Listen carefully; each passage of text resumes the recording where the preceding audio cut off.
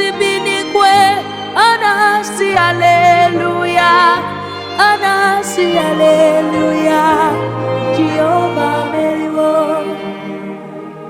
Glory and power to the one who reigns forever. Amen, amen. Blessings and the praise to the Lamb of God forever. Amen. Glory and power to the one who reigns forever. Amen. Amen. Blessings and the praise to the Lamb of God forever. Amen. Ndimozi binikwe anasi hallelujah, anasi hallelujah.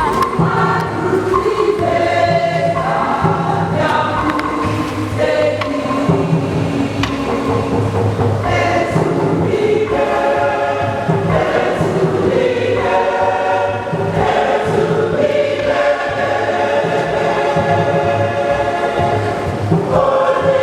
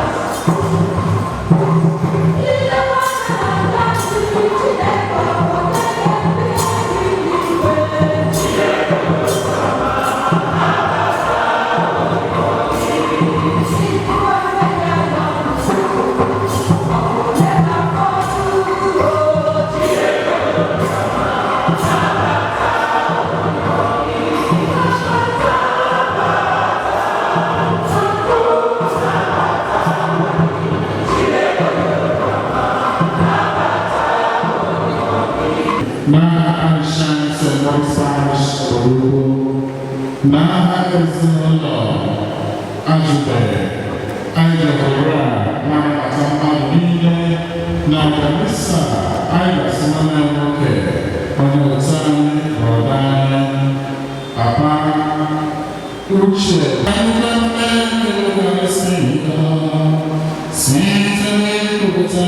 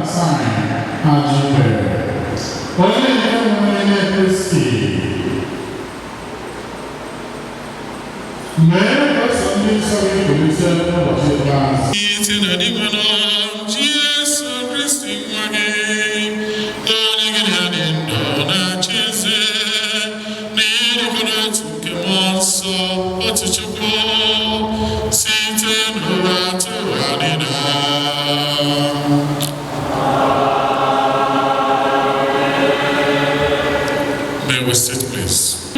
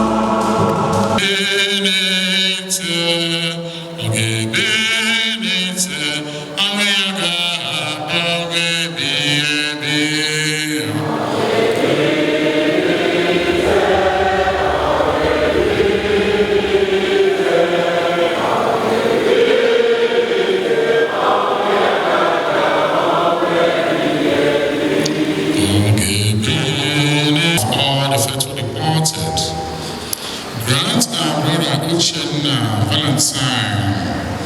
Ajuibe the forgiveness of all his sins, and through our heartfelt prayer, the pardon he has always desired, he will live and reigns forever and ever. Amen.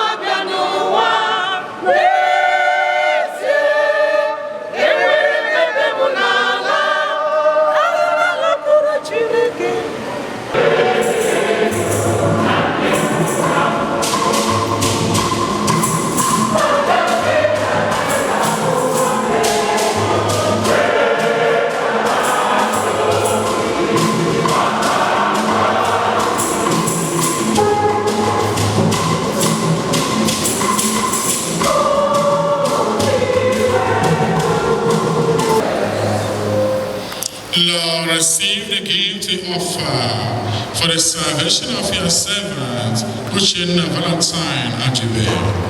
May Christ be merciful in judging him, for he believed in Christ as his Lord and Savior.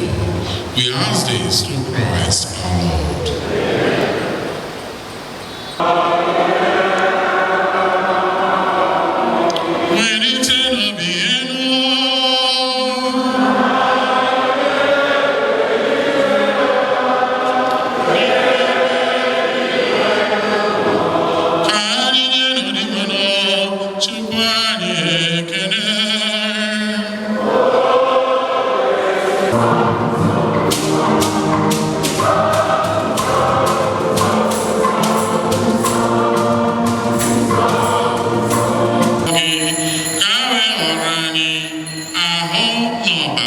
onye nwe anyị Jesu Kristi.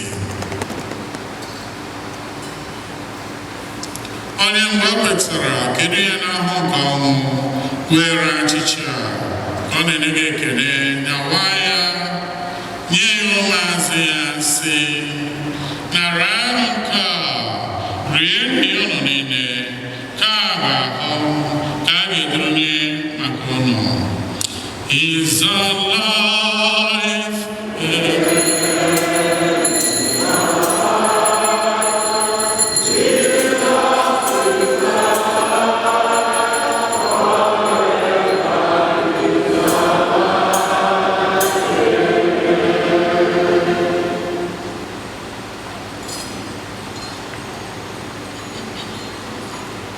Otu ahụ ka o si mee arụcharị anya sị o buru iko nsọ ka ọ na-enyekwa gị ekele bunye ya ụmụazụ ya sị nara anụ nke a ṅụọnụ ya unu niile ka a bụ iko nsọ nke ọbara ka ọgba ndị ọhụrụ dị ebe ebe a ga-agba ya n'ihi unu na n'ihi imerime mmadụ ka e were gbaghara njọ ga na-emenụ nke a na ncheta nke m.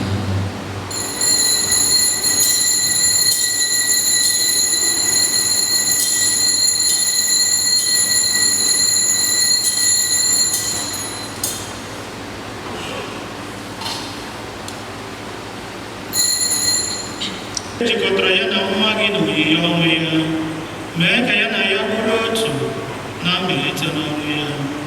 Chetakwazi ụmụnna anyị ndị ji nchekwube nke mbilite n'ọnwụ rahụ ụra, were ebere kpọbata ha na ndị ọzọ niile nwụrụ anwụ n'ihe nke iwu gị. Anyị arịọ ka i mere anyị niile ebere, ka anyị soro Virgin Maria dị ngozi nne nke Chukwu nakwa Josef dị ngozi bụ di ya, ndị apọstụl gị dị ngozi, Valentine na ndị nsọ gị niile, ndị mere uche gị kemgbe ụwa tụ ụwa, keta ebe ndụ ebighị ebi. Ka anyị sorokwa ha na-eto gị na-edo gị ebube site na Jesu Kristi nwa gị. Ya bụ Kristi na-eso ya nakwa n'ime ya na ịdịkọrọ otu nke mmụọ nsọ ka nsọpụrụ niile na otu niile soro dị gị Chukwu nna dị ike niile site n'ụwa atọ ụwa niile.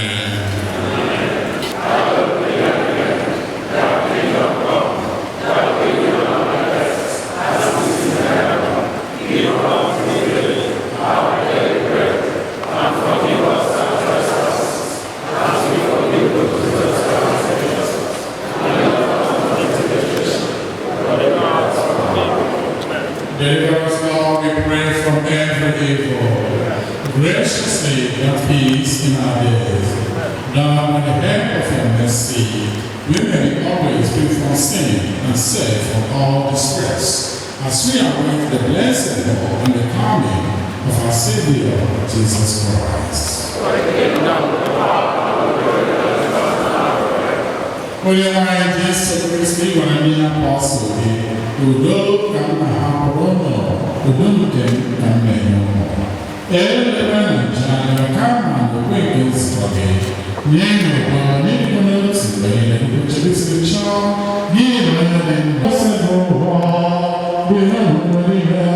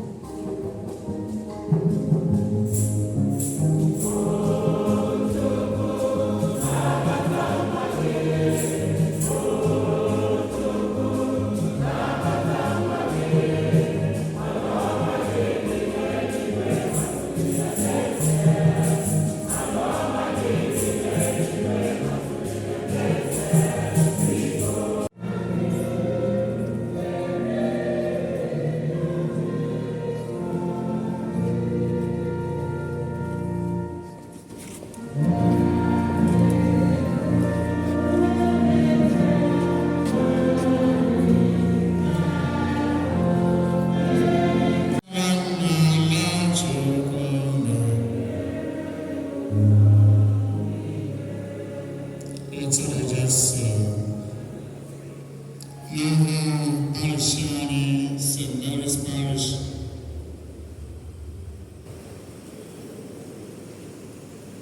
Anyị na-ekele ndị mmadụ ka anyị kwụ n'ọsọ ekpere mmechi.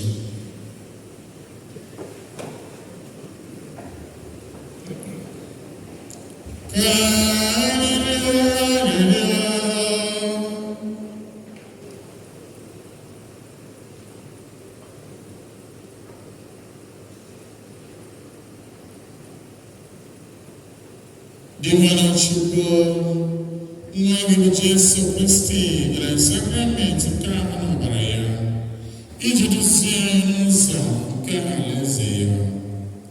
Mee ka nwanne ya nwoke Uchenna Ajuibe onye nke ketụrụ oke na Eucharistia nke a ketakwa oke na uri nsọ nke ndụ ebi ebi Kristi kwadobara anyị n'alaeze ya si na Kristi onye nwe anyị.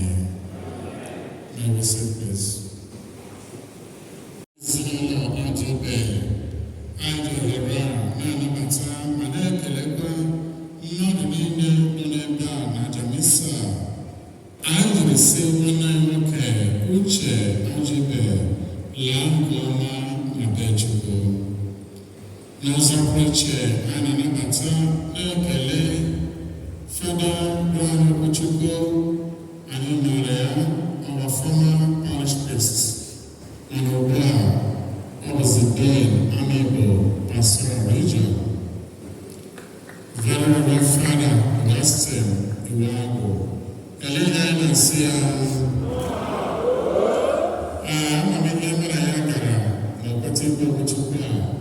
because Yellow Chair is very close. I'm not together now. Yellow Chair is very close. See, Father, already very close to you. You get a movie, you get a book in your mind, and you learn what you program, and check on never son would have done it better than what he did. Father, we say big thank you to you. You're welcome.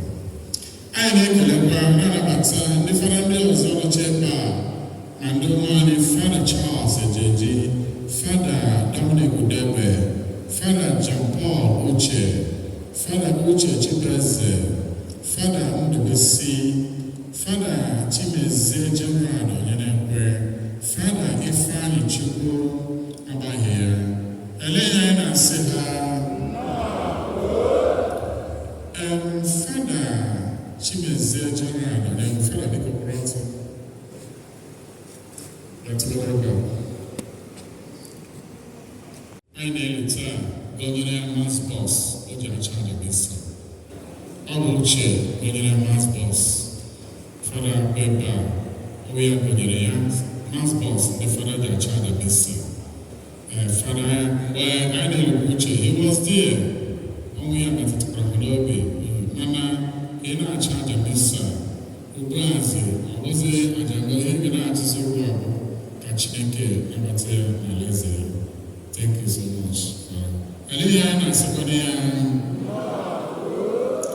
Emperor Venerable Ben, Obara, former pastor, Nona, our neighbor here, Anglican Community. Venerable, you're welcome. Eliana say, I live in Akukema, I live in home, the sister, I live in Araro, my sister, my sister, Augusta, Wago, everybody, sister, and the Titanian, I don't know Bataha. I live with her, and Anabata, and when they say, on the Titanian, and the law, I don't know Bataha, and the cabinet, any government official here, and Matabagi, in the choir, both parish choir and youth choir, you are always wonderful. And Uche, though a special patron to the choir. Instruments, India had a girl everywhere, the choir had a cable, even if people touch a hair bar. Uche, when you were here a few years ago, Uche. A few years ago. And the choir calls some of the Titian bar,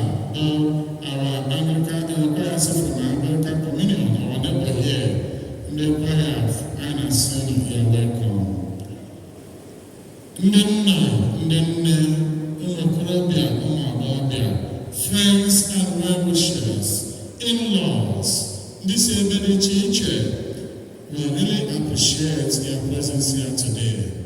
It's a source of consolation to the bereaved family. And I say, Ofuobi Ajuibe, so Akarobi, the CK.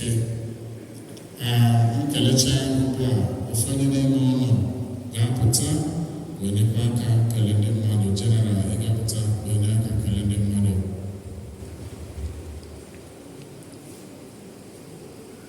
Ebere anyị n'isi mmadụ niile bịara aja n'isi a jiri si onye nwoke laa nke ọma na be Chukwu.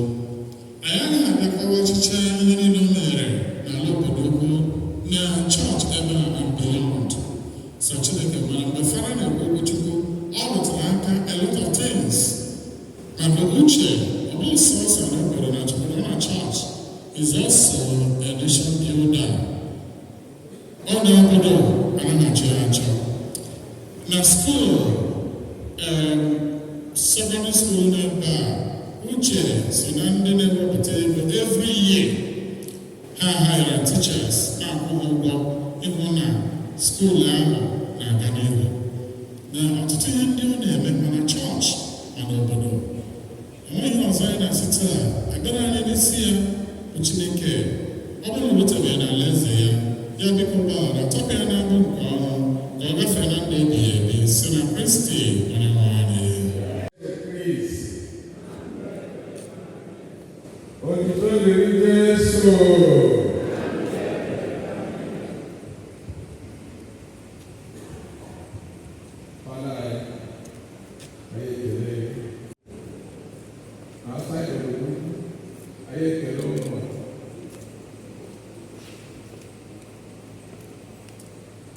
Ndị enyi uche kọwara ahụta obodo anyị, Obodoukwu, anyị ekele unu.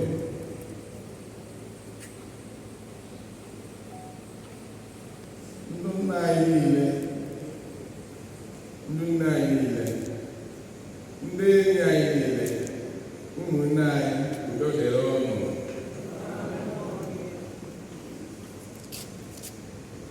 Anyị kụwanye gbasara uche, chi ga-abọ, chi ga-eji, mana chetakwanụ, uche abịa n'ụwa mechaa nke ya gakwuchukwu ya asụ mkpuwe bewere onwe ya agụghịzi uche agba maka uche akaebe ya agba n'ebe niile. Ndị ụkọchukwu agbaala akaebe, nne na nna agbaala akaebe, anyị bụ nwaanyị kwa agbaala akaebe. Kile maka mkpọ onwe deeti anyị niile edechakwa edewere onye ọbụla ya na-egosi iwu onye ga-awụ the next person. So ị na-ebe akwa biko atụmanya onye ọbụla ọ na-erute m ọ dara m izi nwa n'ebe a ama m ọ dara m niile izi uche niile lot onye ọbụla n'ebe a mana mgbe akwụ anụma onye nwere olileanya ihe anyị ga-achọ n'aka gị bụ ekpere n'isi uche na ezinụlọ ya na ịmụ nwaanyị. Imenyere anyị nke a, imewo nke a, ha bụziere anyị ọzọ fọrọ. Biko ndị ọbụla akaba ahụ ebe a anyị ekele n'ụlọ daalụ.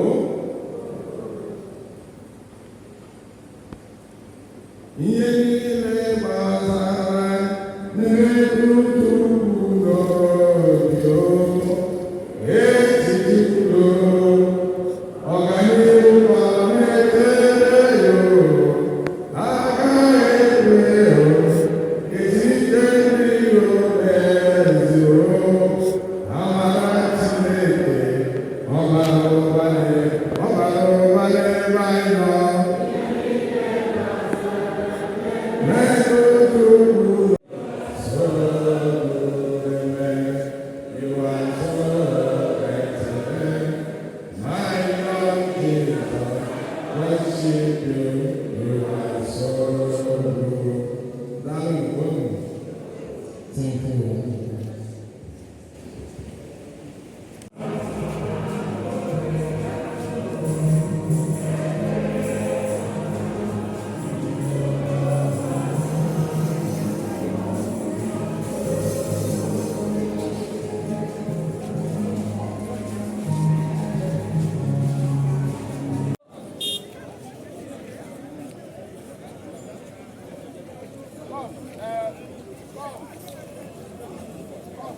Here with us is the Right Honorable Ofuobi Uchenna Ajuibe at the St. Mary's Catholic Church of Obodoukwu. He's here to condole the family of Ajuibe. Honorable, you are welcome, sir. Can you tell us why you are here and for whom you are here? Actually, my name is Uchenna Ajuibe. Sorry. I'm from Anambra, precisely. So to Mr. my friend, Ndoka, then of his brother. The brother is one of us in Abuja too. Somebody I know. So it's not my first time in Obodoukwu. I have very friends in Obodoukwu too. So I just came to communicate with them. It's not easy to lose a loved one. Also, when you have young children and their wife, take care of them. It can never be the same. Even when you say there are people, there are things left behind, that the eyes and vision of the father supersedes everything in the upbringing. So I always pray to God to rest his soul, to take his soul in paradise. God will rest his soul. Thank you so much. Thank you for coming.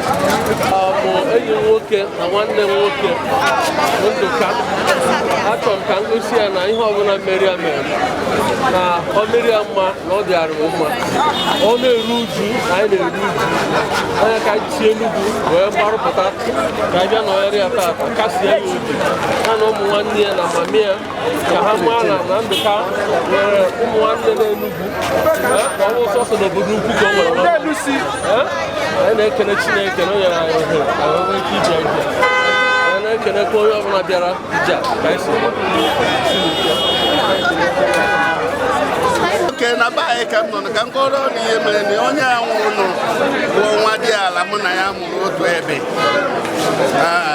ebe nne m si ka nne ya si anyị niile nọkọrọ mkpụrụ otu ihe ọ maazị tọrọ atọ o rubebeghị ya mana Chineke kpọrọ ya mụ ahụ Dr. Ndoka Gerald nwanne nwe ka ọ tọrọ mụ lụrụ onye lụrụ tọrọ nwunye nwanne ya nwoke anyị niile ya bụ ihe mena anyị jikọrọ akarịka ya kpatara anyị ji si ebe anyị hapụ ụlọ ọrụ anyị wee bịaba anyị sị Chineke ekele dịrị gị n'ihe i mere maka ọgụ ka ọ kụwakara mara n'ọnọdụ niile so ọ ya mere anyị ji nọrọ pụta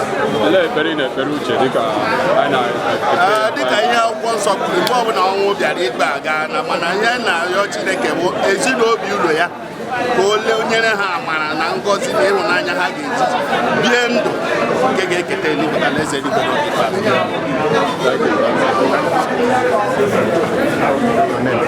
My name is Silver James, manager of Diva International Company Nigeria Limited. So I and member of staff are here for the funeral mass of our late MD, Chief Nwatamaraihechere Ajuibe, and we're here to condole with the family. He was a good man, he was a man of great influence and impact, and we pray that his soul will rest in peace. Thank you. The viewers, you are seeing the Venerable Ben Opara, the former parish priest and the vicar of St. Luke's Anglican Church of Obodoukwu. He's here. Okay, Venerable, you can tell us why you are here. Honestly speaking, we come to join in this service for the exit of our dear friends, Valentine Ajuibe, Nwatamaraihechere. That was the major reason we came here. And as it were, Uche has been a very good friend. When we were here some years back, Uche doesn't segregate any person. No matter the denomination you belong, he will make a frantic effort to see that you relate with him and he relates with you. So when we are here, we are so friendly. I remember one incident that happened. The day we were having our centenary at St. Luke's Church in Obodoukwu here. He came just because of the fact that I invited him. He came and made a very huge donation to the church. So Uche has been a very good friend. As his younger brother pointed out, that if we continue to say things about him, Chigeji, Chiabo, so Uchebu, a very good man. Or the hands of Mugo, meaning. I asked him to.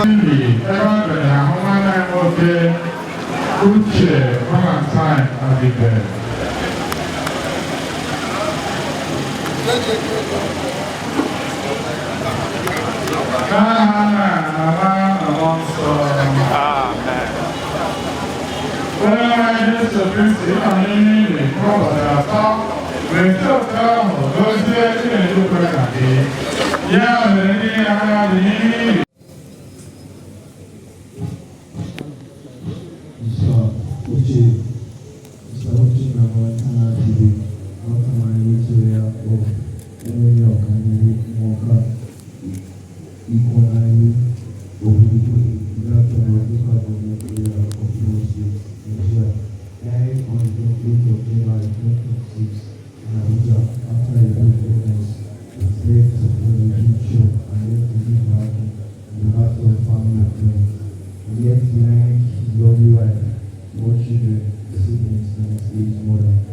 Uchenna was born in 1973 into the family of late Chief Nwatamaraihechere Ajuibe, the first son and second child in the family. From his early years, he exhibited high cerebral ability and great leadership qualities from both at home and in school. As a testament to his strict religious upbringing that he received, he said that an altar goes around the obedient and responsible. Second good example was his younger siblings. He was seen as a role model by his siblings and friends because of his good qualities. He started his primary school education at secondary school Obodoukwu. He obtained his first school certificate and proceeded to secondary technical school Obodoukwu. At secondary school, his leadership qualities were recognized and he served as deputy senior prefect. He obtained his secondary school certificate in 1991. After secondary school, he decided to learn the trade and finally settled for his uncle at Abuja, Chief Innocent to start his apprenticeship at the completion of training. His uncle gave him a very generous settlement which enabled him to launch his own business enterprise. Uchenna met his wife more in performer while she was working at one of the banks transacted with, and he was married on the 15th of May 2004. The marriage was blessed with 4 lovely children. He was 1 year old. Victor, Lina, Vincent, Sochima. He was a good father and husband who showed love and instilled discipline in his children. He was very supportive of his parents and siblings. He was a motivator and peacemaker and had the rare quality of always saying sorry to whoever he offended. Prayer was central to his family life. He lived the generational ordinance instituted in the family by his parents. He started his family morning devotions and enjoyed his family life prayers, which made sure that he brought up on anyone who came close to him and anyone under his roof was encouraged to participate in his pious devotions. He was a consummate businessman. He started with humble origins in day trading in building materials and tools under his business name, International Company Limited. His business quickly expanded into many other ventures, including education, hospitality, and real estate. They established a training building material and food business in Abuja. He opened a restaurant under solution in Jabi. Due to his passion for education, set up a school called Academy, which started at the primary school but expanded to include secondary school, which is why manages. He went into partnership with Nico, becoming one of the biggest distributors in Abuja. He also went to several real estate ventures, which he was a very successful businessman.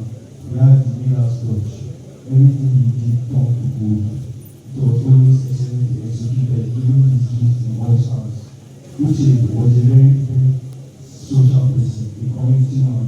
This was evident in the life he lived and the many lives he touched with his philanthropism. He helped people position in business and community life. He was member of the Committee International Mathematical Association. During that tenure, he represented the association in many disputes in the government and the speeches on print and electronic media, where to sway after in their favor. Two-time president of the Partners Association, he brought about notable innovations and improvements in the welfare of the members. One of the founding members of Ofuobi Uchenna of Obodoukwu, he held the position of welfare officer, but was widely recognized as the leader of Obodoukwu. One-time member of the Obodoukwu Festival, president of the Secondary School and Amateur Association, caretaker committee, member of Obodoukwu Plan, interim management committee, IMC, vice chairman of Obodoukwu meeting home and abroad, former public relation officer, Obodoukwu Union, Abuja branch, chairman of Obodoukwu Association, Abuja branch, recognized as national ambassador, Obodoukwu Secondary School, OTSS, for selfless service and outstanding presentation in January 2025, which I will remember for many good things, taught many lives and was very selfless person. He trained a lot of men and women in his business. Many of whom are successful people today.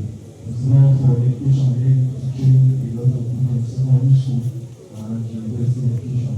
His philanthropic nature is exhibited in his goals, shows in the church outside of Obodoukwu and to Obodoukwu town development. In every place he found himself improving his business place, town, church, residential, estate, and various associations in which he was a member.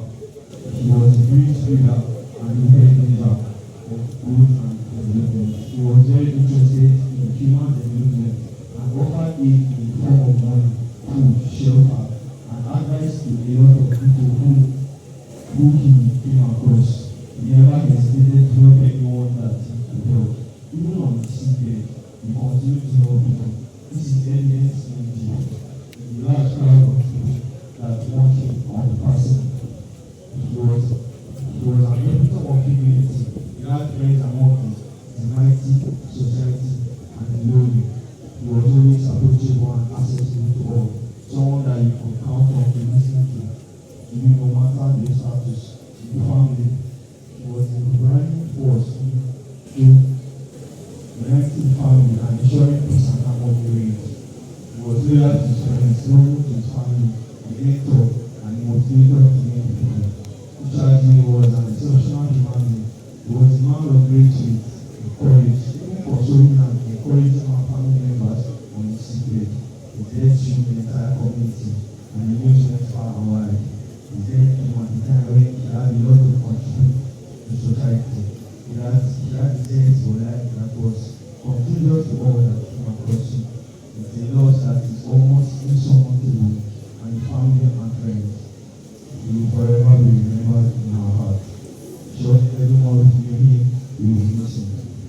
We are consoled by the fact that you had the grace to receive your last sacrament and put us your right to God and man before the person. We pray that you rest because he knew very well. We pray to God to receive him in the honorary when there is no sickness and suffering. We, his immediate family, mothers, brothers, sisters, loving sister-in-law, brother-in-law, and well-meaning friends, we miss him daily. It is our fervent desire to live in the same humility, love, and tolerance, which he demonstrated throughout his life. We are grateful for a short but impactful time we spent with him. Uchenna, we came, we saw, we conquered, we ready to God Almighty. May Christ receive you unto his life and peace and joy. Continue to rest in peace. Amen. Adieu, Uchenna Ajuibe, adieu, Nwatamaraihechere, adieu, Ofuobi Uchenna. We, the family of God and Ofuobi Uchenna Ajuibe, want to express our faith and heartfelt gratitude for our present support and comforting word during this difficult time. Your thoughtfulness has been a source of strength for us in the good Lord bless you abundantly and keep you in his grace. Gratitude, Ajuibe. Signed, Ajuibe family, Ajuibe people. Thank you.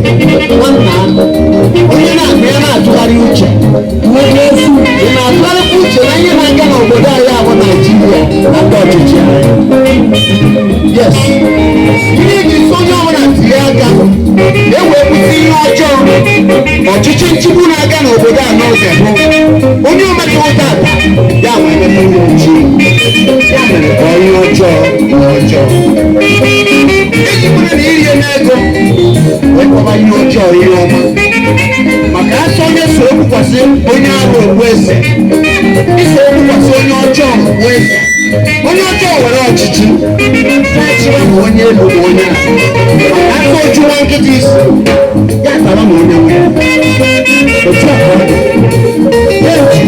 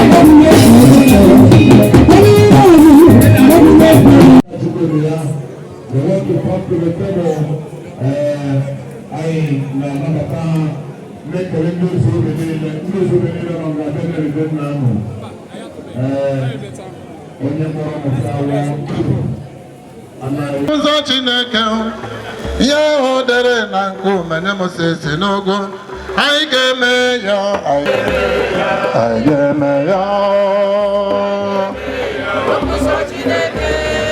ya ahụ dere na nkume nye Moses n'ugwu anyị ga-eme ya anyị ga-eme ya anyị ga-eme ya anyị ga-eme ya ga-eme ya ga-eme ya ga-eme ya ga-eme ya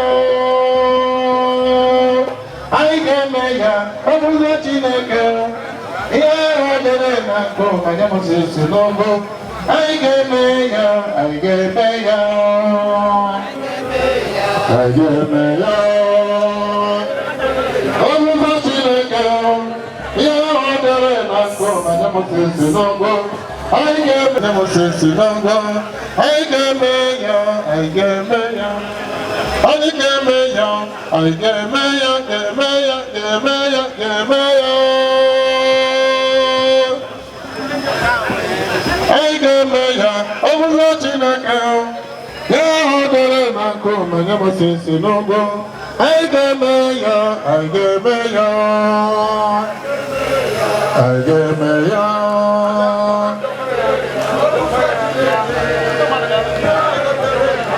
biko bịa ụlọzi ndị mma ndị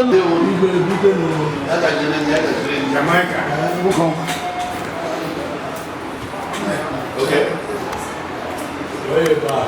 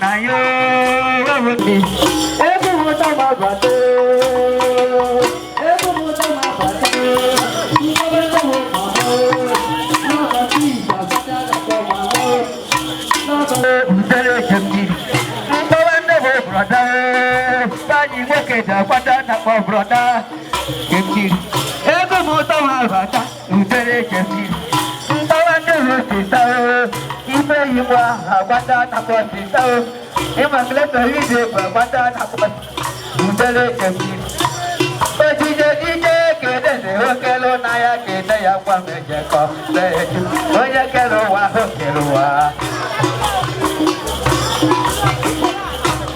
ojije budayo mo ma bebi seno hey eje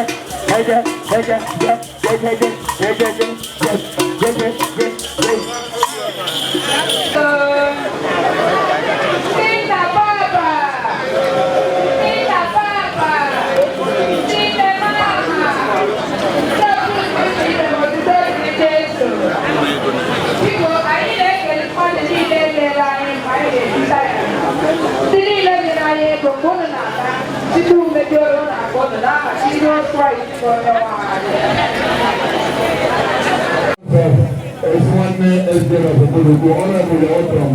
You are welcome. Then this one and it's normal. They want to go for condolence. We salute all of you. Obodoukwu Mano. Eja Ofuobi Uchenna Eja Nogariwo Mano. That is one Mano. All of you are welcome. Thank you. Thank you. There's one normal. I'll never. I am the normal.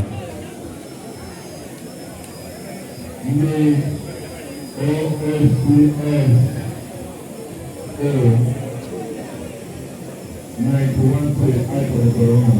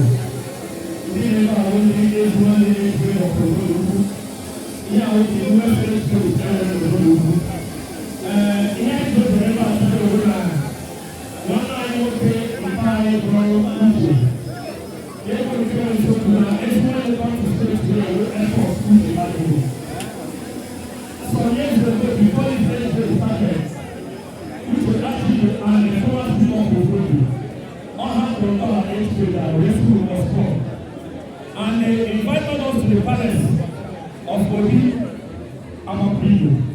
Here we are in Obodoukwu.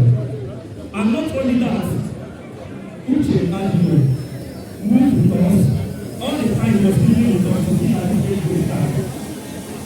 During our faith, he was there and he took us and he left us. In fact, if Uchenna is alive, we shall be our best patron of the humanity. For so many to live, he did to make it. All you can say is for the family to take part.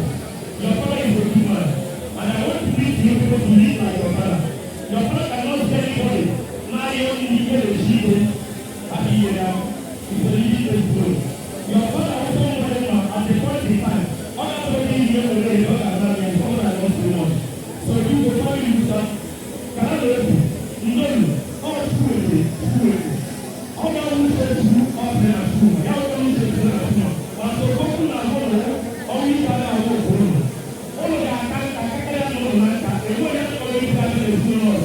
I tell you that I like that the language for the I can do that about national anthem. Yes, sir. I have a national anthem. Each year is 2 days. Each goes from the back. It's our member. All of them. So people, if I have a national anthem, I like our member, which is our member of everybody in the all of these people, I will put our national anthem to 5 more. You don't know what we do, but the only way we do, or any person of the video, we should do it for you. You don't know how can I do it.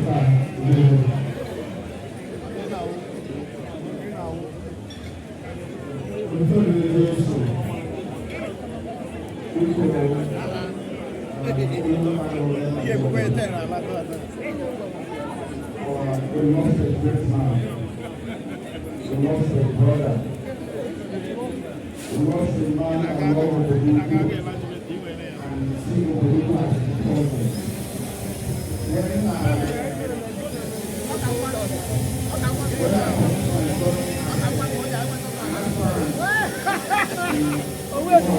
a person.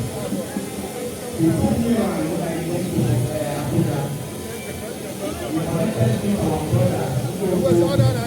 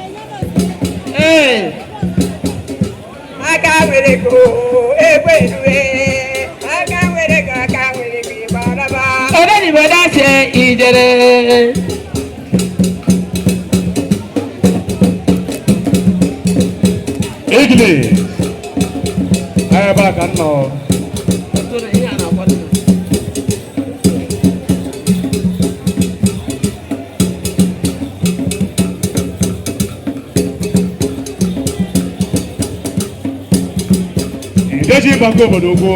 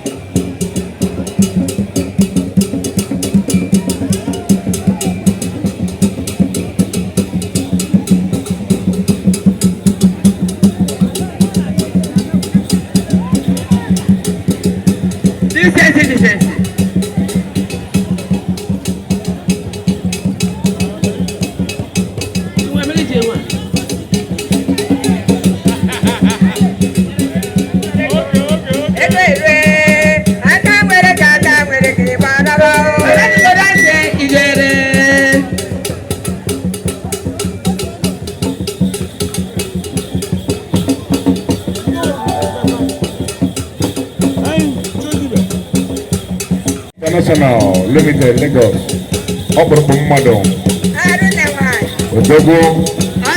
Karịsịa karịsịa. Ikuku ọma. Ikuku ọma. Ikuku ọma.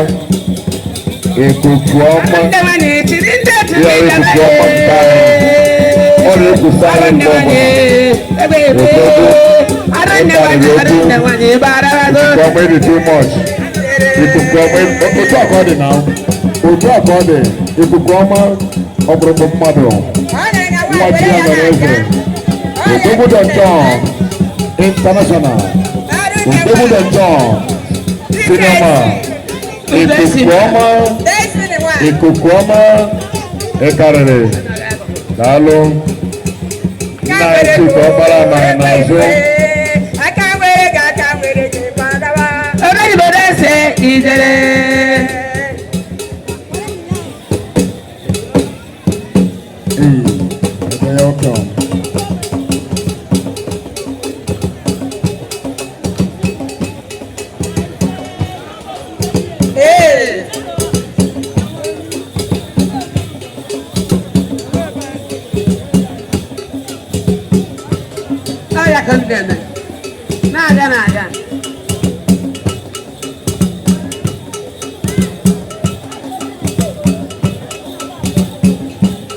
ikuku ọma ịdị too much ikuku ọma maka ọha nwa ikuku ọma next time ị ga-enye ego na bọndụ ikuku ọma next time ị ga-enye ego na bọndụ maka chi na-agọzigbo gị aka chukwu dị na too much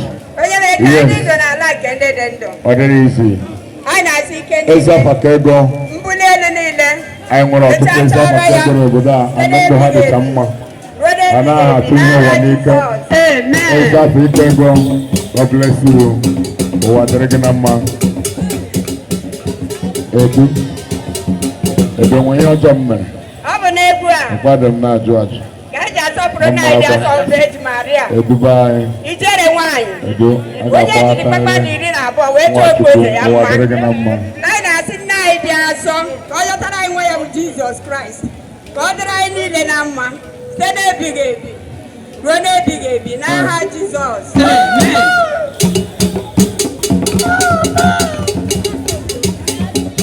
Amen. Amen. Ọ bụ n'egwu a ka eji asọpụrụ ndị ji anyị niile.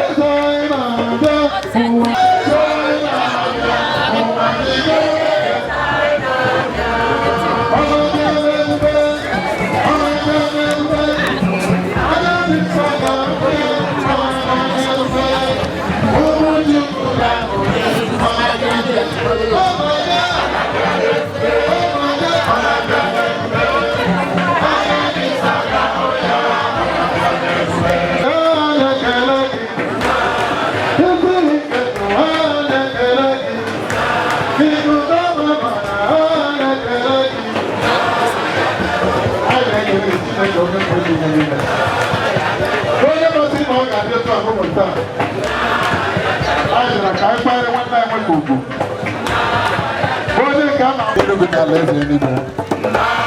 O wee keta oke ahụ na-eme ebe ahụ na-agọ ya n'eluigwe. Chineke ndị niile bịara bịa n'ụbọchị tata, ndị nke bịara kwenyere ya ugwu n'ụbọchị dị ka taa.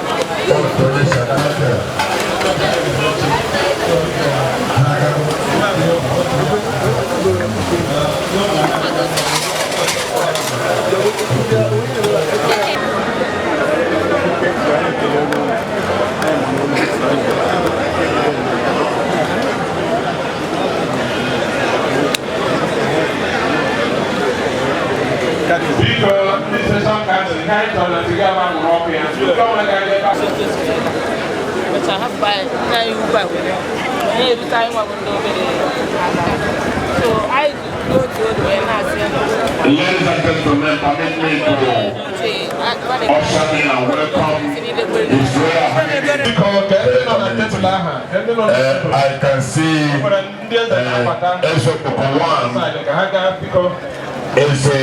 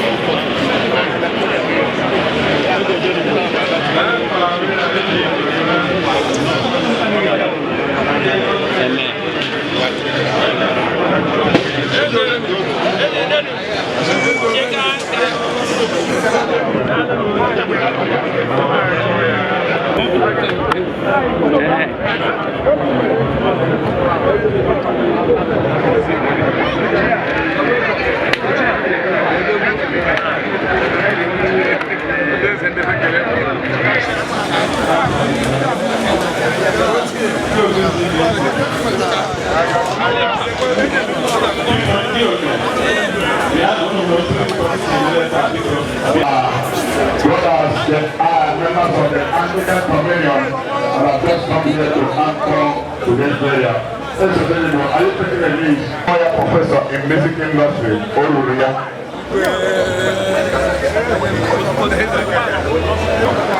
I am with my own chairman, His Excellency Dr. Osman Sagwekwe, MD CEO, Commission Industries Nigeria. Obodoukwu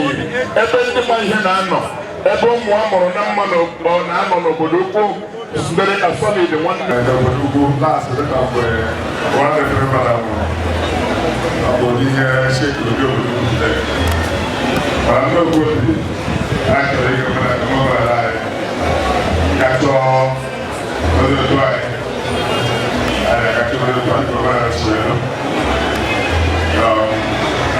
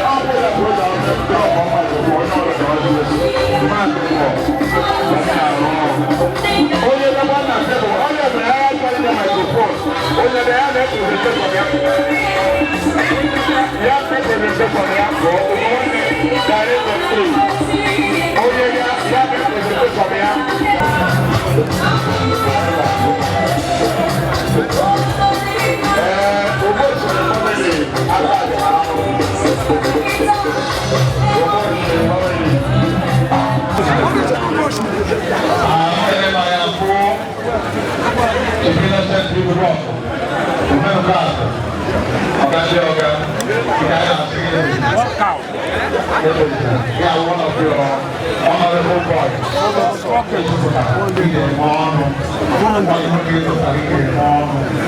So we have Super High Chief Emeka Umebido, the chairman of El Grand Hotel Asaba. I said no, thank you sir for coming.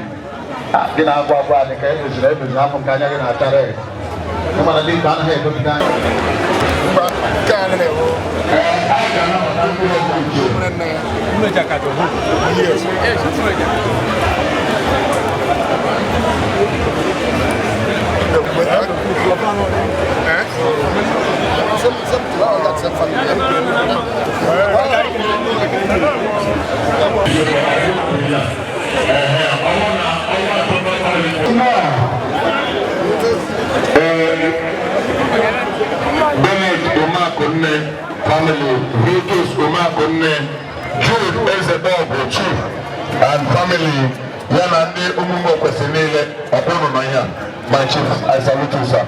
I want to Hadasia, the command of Mama Gana,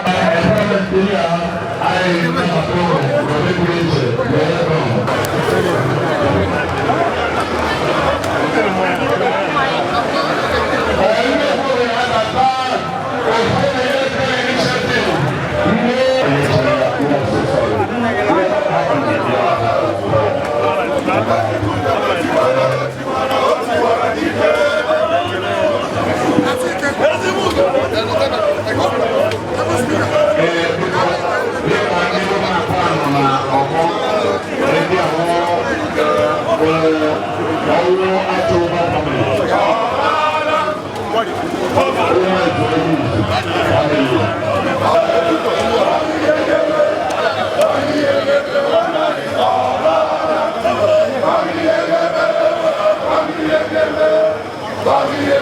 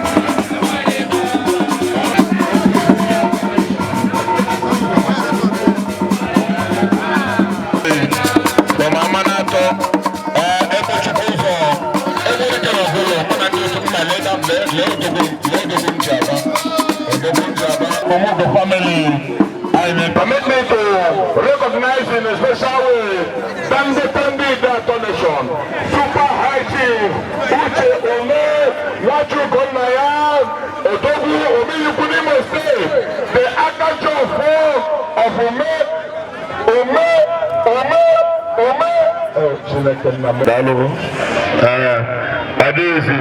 the man that always empower me anywhere, anytime. Awesome na ya ga-emecha mere m ihe ọma ka ndị Obodoukwu ma na enwere mmadụ nọ n'obodo a. And enwe m olileanya na ome ihe ukwu ga-emecha mee ihe ukwu na ndụ m. Yes.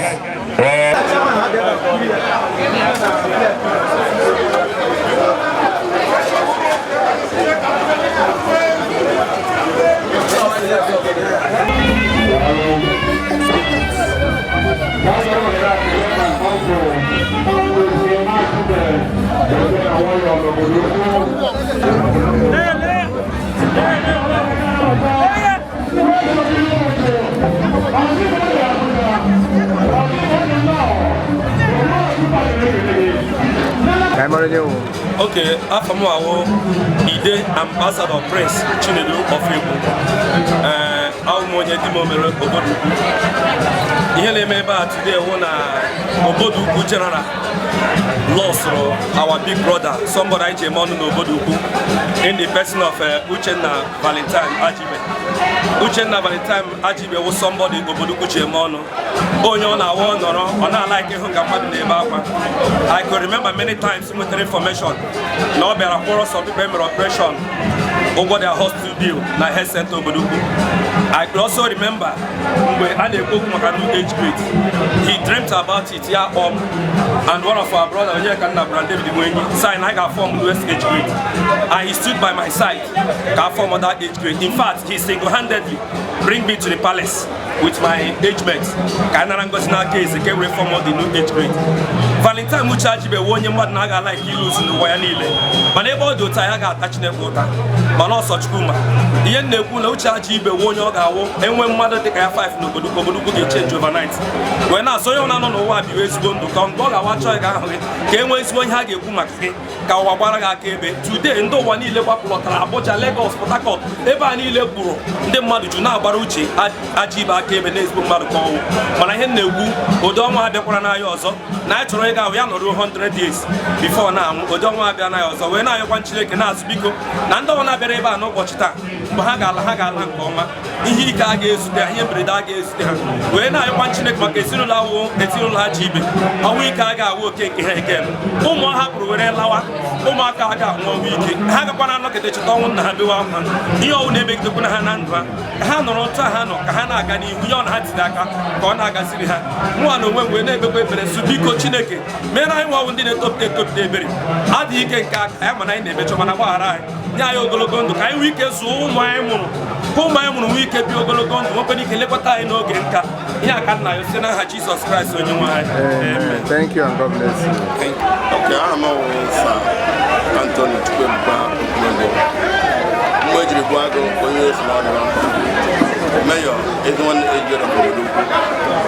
N'ụbọchị taa anyị bịara ka anyị sị our senior brother Ofuobi Uchenna Ajuibe ya na dị mma Nwatamaraihechere ya ndị ejigred niile n'ebe anọ mara mmụọ abịa n'aha ndị eji nwanne anyị na-ekele mmadụ niile rụrụ ahụ ka bịa ebe a n'ụbọchị taa ịkwanyere nwanne anyị ka mgbe nwanne anyị nọ ndị ọnwụ mmadụ na-alaiki udo ọkwa mmadụ na-alaiki progresiv so ya mere n'ụbọchị anyị ji bakwuru n'ụbọchị taa ka anyị bịa sị ya ya na-adụ mma sịkwara ezinụlọ hapụrụ ha ndo sịkwara anyị onwe anyị ndo bikọs nke bụ eziokwu ọka metụ anyị n'ahụ karịa ndị Ajuibe family so n'ime ihe niile a na-asụ ka Chineke nara ekele ka tụrụ ezinụlọ ya obi n'aha Jizọs Kraịst bụ onye nwe anyị.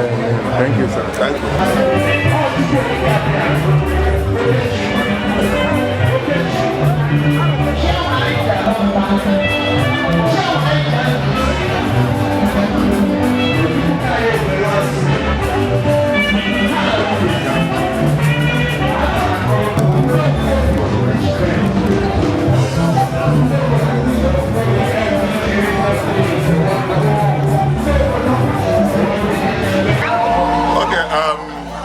I want to use media, this wonderful opportunity to thank the immediate family, especially Mr. Nwatamaraihechere Ajuibe for his steadfast. He has been on top of his game.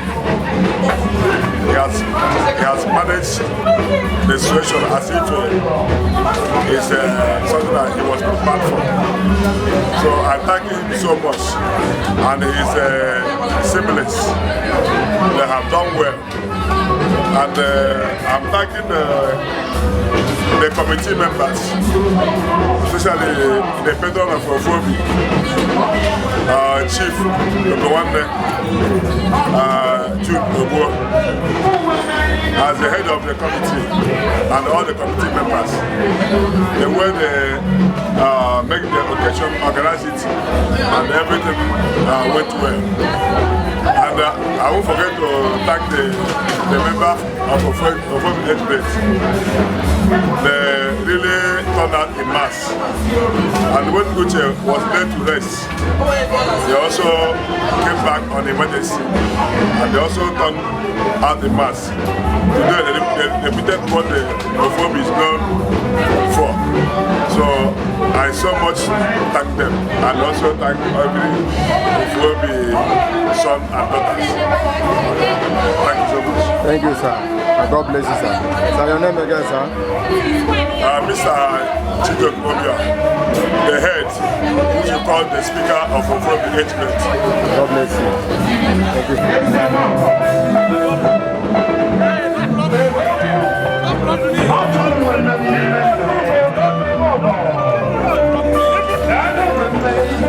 Thank you.